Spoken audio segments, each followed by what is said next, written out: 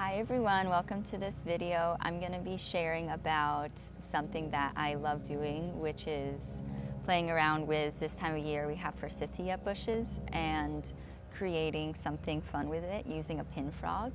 I'm in the backyard, so there's possibly some noises going around and we're just going to have to work with it. But I wanted to share with you a little bit of the pin frog and also what I made here. So something that I've been like having a creative idea around is creating vases and vessels, which is basically like a container for the flowers, to create and distribute for people to have more access to like the tools that help you actually arrange flowers in a way beyond just what you can do with like a vase and placing them, which is also still an option. But there's some really fun tools that make it easier to like arrange flowers in a way that they create new shapes and can stay up in really particular ways. And one of those tools is a pin frog. So this is something that you can use. It's especially used in a style, Japanese style of floral arrangement called ikebana. And it's one that I haven't, like, I've been shown it and I get the idea of it. I haven't done like a full study of it, but I like the idea of using this to help create arrangements within small vases like this. So ikebana style, you can use like a smaller vase like this or bowl or just like a low vessel basically, and you're able to do it because of this little pin frog. And what you're supposed to do, I don't have the wax for it right now, so, and also I probably would prefer to use something smaller than this, but this is what I have right now, is that you usually put some wax at the bottom and then stick it to the inside of something like this. And what's really cool is that I've been learning how to make pottery with a wheel this past few months this winter. So I'm actually using some items that I created and intentionally made with the idea that I could put a pin frog in it. And yeah, so this is really exciting to now have it be the season to use this. This is another one that I could potentially use, but it's much smaller.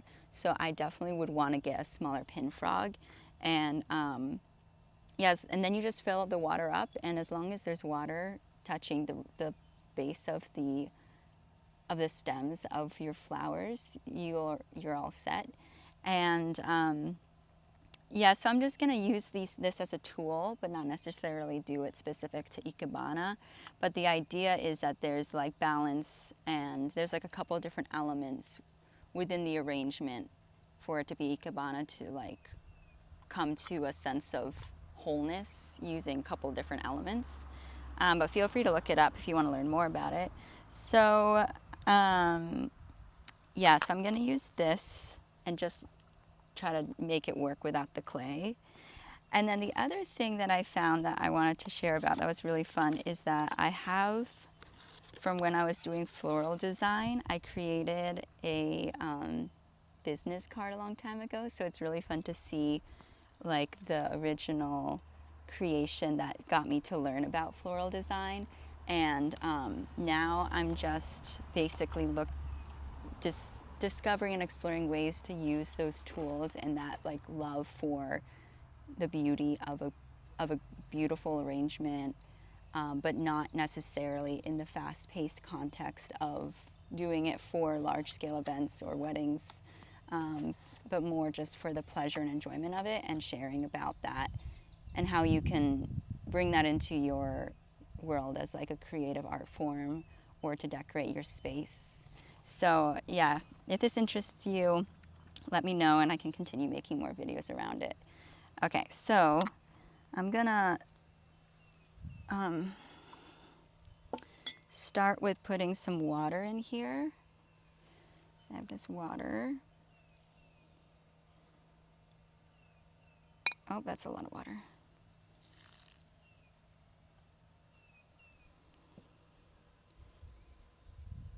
Yeah, I would definitely recommend getting, basically you get clay and then you put it around the bottom of the pin frog and then it secures it into place and then also helps it stay sturdy if you're transporting it. But for now, we're gonna just use what I've got. Okay, and then I don't really know yet what I'm gonna do, so I'm just gonna play around with this. So when you clip also flowers that you might be using or branches that are in your backyard, it's important to keep them in water. So I put them in water here. And then you can also, oh, I forgot my clippers. So you can also clip things off to create a specific appearance based on, you know, your interest with it. So like I kind of want to clip this off here. And then you can give it, I'm left-handed, let's do it like this. All right. And you want to give, a lot of times it's a good idea just to give it a fresh cut at an angle, and it'll make it easier to place it into the pin frog. So this one is pretty narrow, so I'm gonna try to use 2 at a time actually to make to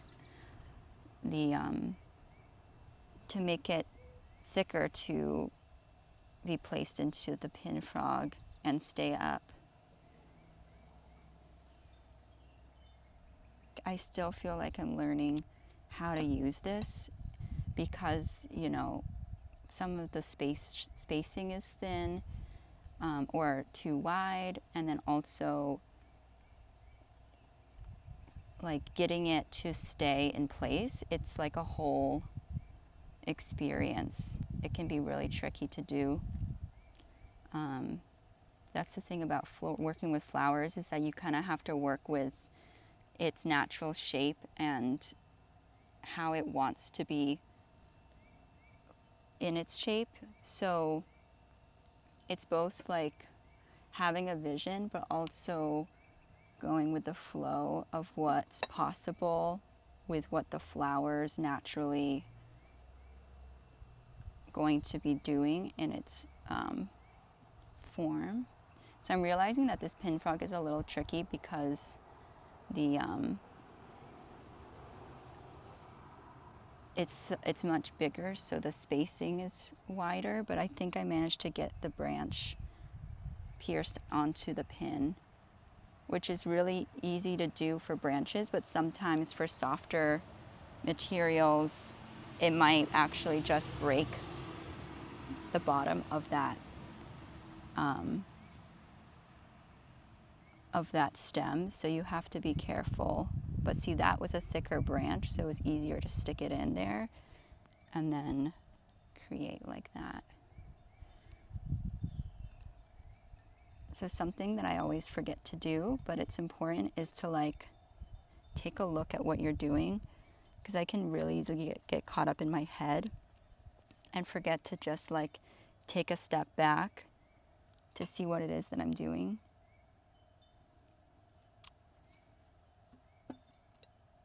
And sometimes less is more.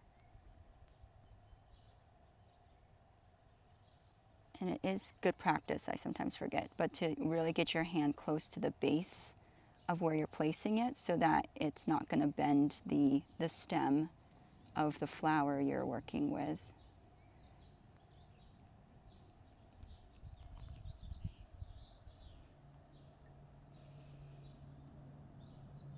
Oh, this one's cool. Let's see if I can work this in here. Oh, nope. And also I've been waiting for a day that it's sunny and warm enough, but not too windy, because I like doing this outside. I'm gonna put this one back in here.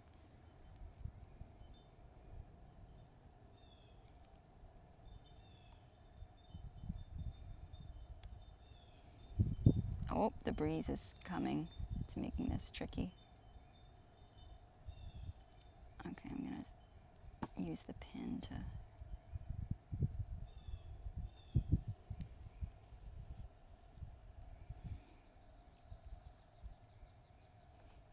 this is proving to be challenging. Okay, we're back in place.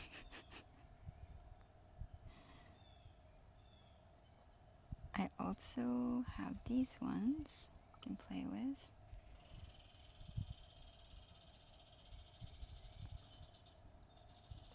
Okay, yes.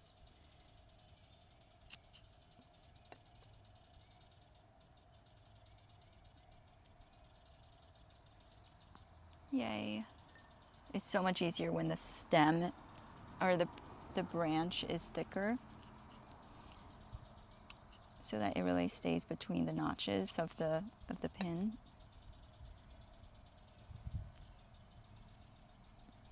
And sometimes it's always good to remember to twist things around to see what they look like at different angles, so then you're not just creating like a one-sided thing unless you want to. That's always a possibility.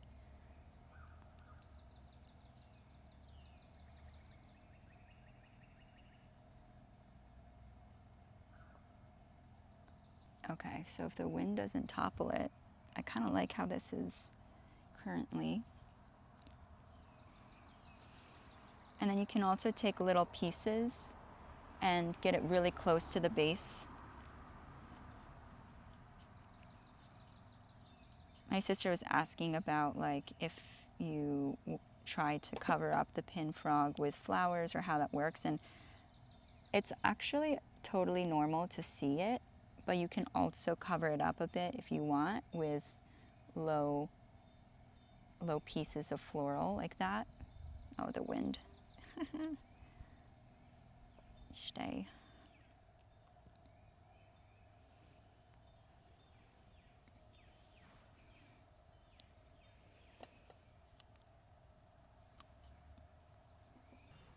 So this one's gonna be trickier because it's thin.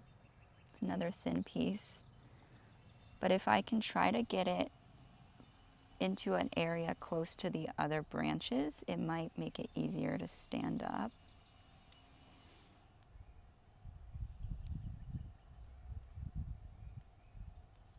Okay.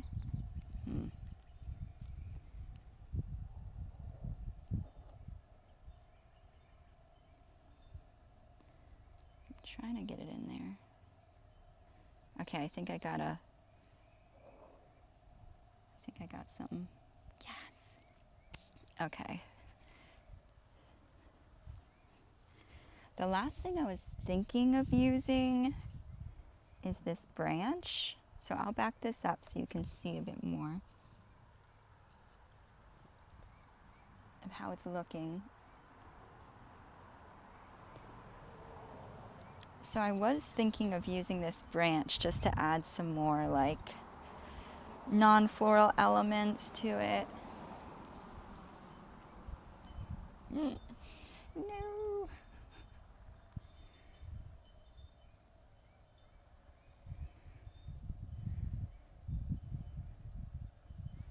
I found this just hanging on the bush, and I kind of like it.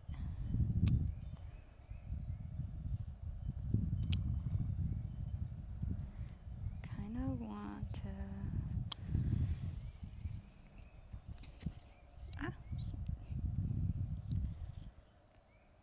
And since this is not like a fresh flower, you don't have to think about it the same way as you would with like a fresh flower. Oh, that's cool. Kind of like that.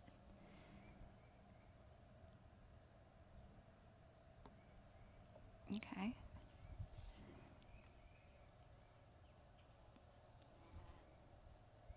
This might make it too much. Let's see.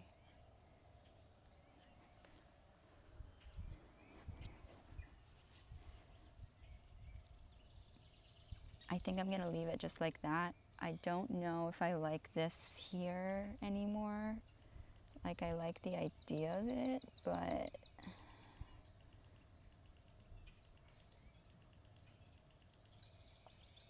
yo, you gotta stay. Okay.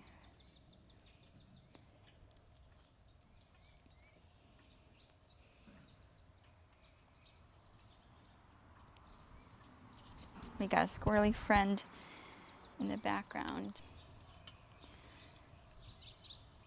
Let's see what it would look like just like this.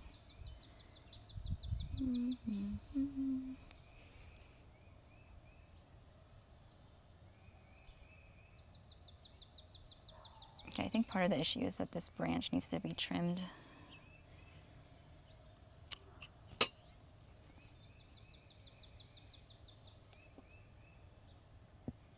There we go. But I do still like this.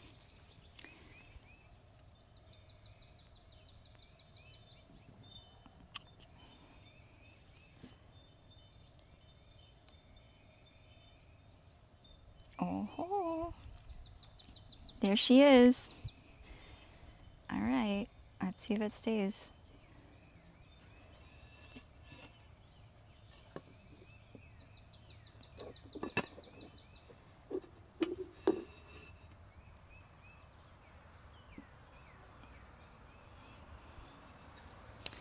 So that's the final look. And then you can place it into like anywhere that you feel like your kitchen table, or anywhere. It's very beautiful and gestural and fun. And thank you for joining me as I do this for the first time with something that I've created as a base. All right, I hope you enjoyed. Have a good one.